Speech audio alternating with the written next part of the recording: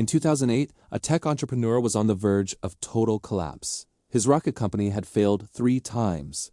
His electric car company was bleeding cash. His personal fortune was almost gone. He had to choose which company to save. He couldn't fund both. His name is Elon Musk, and instead of choosing, he bet everything on both companies, Tesla and SpaceX. The gamble worked. Today, his net worth exceeds $200 billion, making him the richest person in human history. But here's what most people don't know. Elon Musk didn't start rich. He arrived in America with nothing. He slept on his office floor. He nearly went bankrupt multiple times. His success wasn't inevitable. It was a series of impossible bets that somehow all paid off. Today, we're breaking down exactly how Elon Musk built his empire. The companies, the near-death moments, the relentless drive. This is the complete story of how one man transformed 5 different industries and became the wealthiest person on the planet. Elon Musk was born in 1971 in Pretoria, South Africa. His father was an engineer. His mother was a model and dietitian. The family was comfortable, but Elon's childhood was far from easy. Elon was small, nerdy, and obsessed with books. He read encyclopedias when he ran out of other things to read. He devoured science fiction, Isaac Asimov, Douglas Adams, Robert Heinlein. These books convinced him that humanity needed to become a spacefaring civilization. But school was torture. Elon was bullied relentlessly. Bigger kids beat him up. They once threw him down a flight of stairs and kicked him until he blacked out. He was hospitalized. The bullying was so severe that Elon developed social anxiety that lasted into adulthood. At age 10, Elon discovered computers. He taught himself to program on a Commodore VIC-20. By age 12, he created a video game called Blastar and sold it to a computer magazine for $500. He was making money from code before he was a teenager. Elon's parents divorced when he was young. The split was bitter. Elon chose to live with his father, a decision he later called one of the worst choices of his life. His relationship with his father was complicated and painful, something Elon rarely discusses publicly. As a teenager, Elon knew he had to leave South Africa.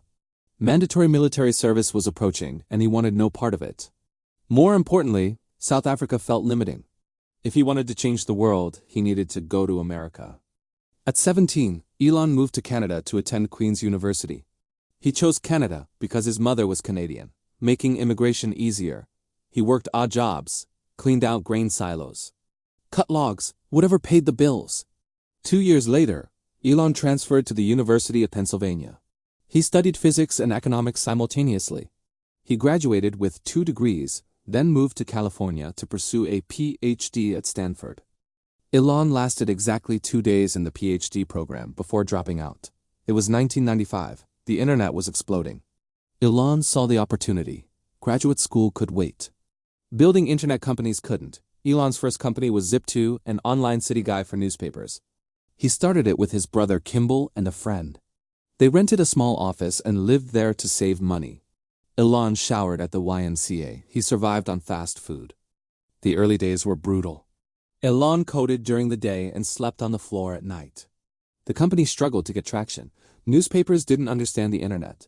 Convincing them to pay for Zip2's service was nearly impossible. But gradually, the business grew. Compl, a major computer company, noticed Zip2. In 1999, they offered to buy it for $307 million. Elon owned 7%. His share was $22 million. At age 28, Elon was suddenly wealthy. Most people would retire. Elon immediately started another company, X.com, an online banking service. This was audacious. Banking was heavily regulated. Building a financial services startup required navigating complex legal requirements. X.com merged with a competitor called Confinity, which had developed a payment product called PayPal. The merger was messy. Internal conflicts erupted. Elon was CEO, but some executives wanted him replaced. While Elon was on his honeymoon, the board ousted him and made Peter Thiel CEO. Elon was devastated. He'd been forced out of his own company, but he remained the largest shareholder. And PayPal kept growing. It became the dominant online payment platform, processing billions in transactions. In 2002, eBay bought PayPal for $1.5 billion. Elon owned 11.7%. His share was $180 million. At 31 years old, Elon Musk had made two fortunes. Now he faced a choice: retire wealthy or bet everything on impossible dreams. Elon chose impossible. Elon believed humanity's future depended on becoming a multiplanetary species. If humans remained on Earth, a single catastrophic event could wipe out civilization. But if humans lived on multiple planets, the species would survive. The problem was space travel was impossibly expensive. NASA spent hundreds of millions launching each rocket. Private citizens couldn't afford it. So Elon decided to build a rocket company that would make space travel affordable.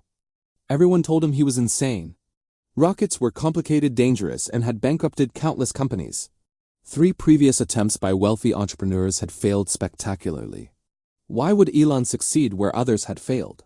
In 2002, Elon founded Space Exploration Technologies, SpaceX. He invested $100 million of his own money. He hired brilliant engineers. He moved them to a warehouse in Los Angeles and told them to build a rocket from scratch. The goal was simple: build a reusable rocket that could launch payloads for a fraction of NASA's cost. If they succeeded, they'd revolutionize space travel. If they failed, Elon would lose everything. SpaceX's first rocket was called Falcon 1. It took 3 years to build. The first launch was scheduled for 2006. Elon and his team watched nervously as the countdown began. The rocket lifted off. Then 25 seconds later, it exploded. Failure 1. They analyzed everything, fixed the problems, built another rocket. The second launch also failed. The rocket spun out of control and crashed into the ocean. Failure 2. The third launch failed when the first stage collided with the second stage. 3 failures. Elon was running out of money. The aerospace industry was laughing at him. SpaceX looked like another billionaire's vanity project heading for bankruptcy. Elon had enough money for one more launch. If the fourth rocket failed, SpaceX would shut down. On September 28, 2008, Falcon 1 launched for the 4th time. The team held their breath. The rocket lifted off. First stage separation successful. Second stage ignition successful. Payload deployment successful. They'd done it. SpaceX became the first private company to successfully launch a liquid-fueled rocket into orbit. Elon had bet everything and won. While building rockets, Elon was also trying to revolutionize the automotive industry. In 2004, he invested in a small startup called Tesla Motors. The company wanted to build electric cars that didn't suck. Elon wasn't the founder of Tesla. That was Martin Eberhard and Mark Tarpenning. But Elon led the largest investment round and became chairman. He was deeply involved from the start, pushing for better design and higher performance. Tesla's first car was the Roadster, an electric sports car that could go 0 to 60 in under 4 seconds and travel over 200 miles on a single charge. It proved electric cars could be fast and desirable, not just environmentally friendly golf carts. But production was a nightmare. The Roadster kept getting delayed. Costs spiraled out of control. By 2007, Tesla was burning through cash and missing every deadline. Internal conflicts erupted. Eberhard was forced out as CEO. Elon took over. He'd never run a car company. He had no automotive experience, but he dove in completely. He moved his desk to the factory floor. He personally redesigned components. He fought with suppliers. He fired people. He pushed everyone to the breaking point, and Tesla was still hemorrhaging money. By 2008, the company was weeks away from bankruptcy. Elon needed to raise money desperately, but it was the worst possible time. The financial crisis had hit. Lehman Brothers collapsed. The economy was melting down.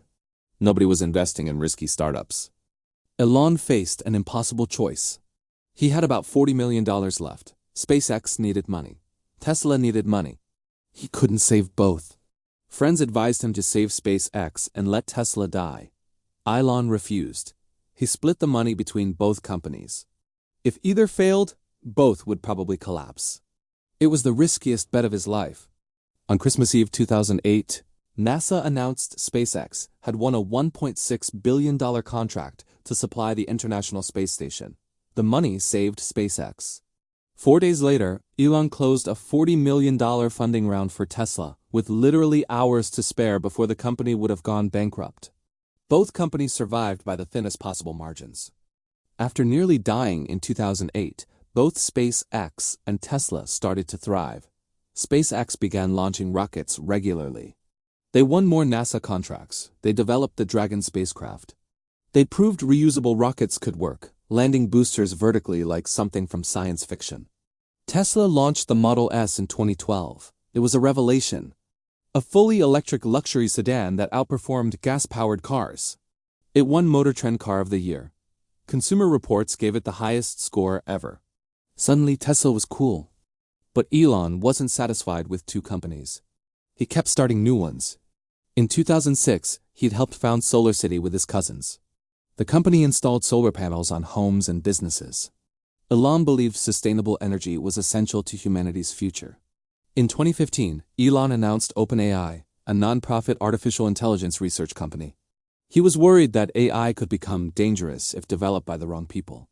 OpenAI would ensure AI benefited humanity.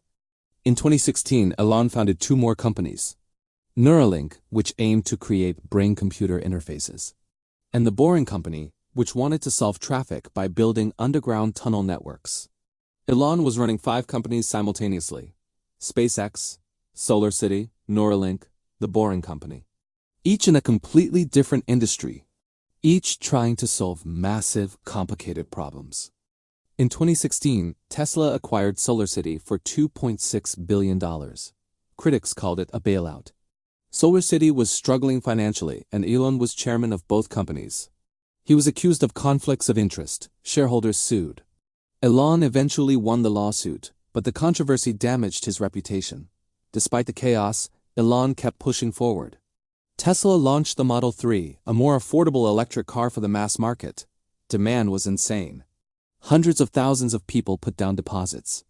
But production was hell. Elon called 2018 the worst year of his life.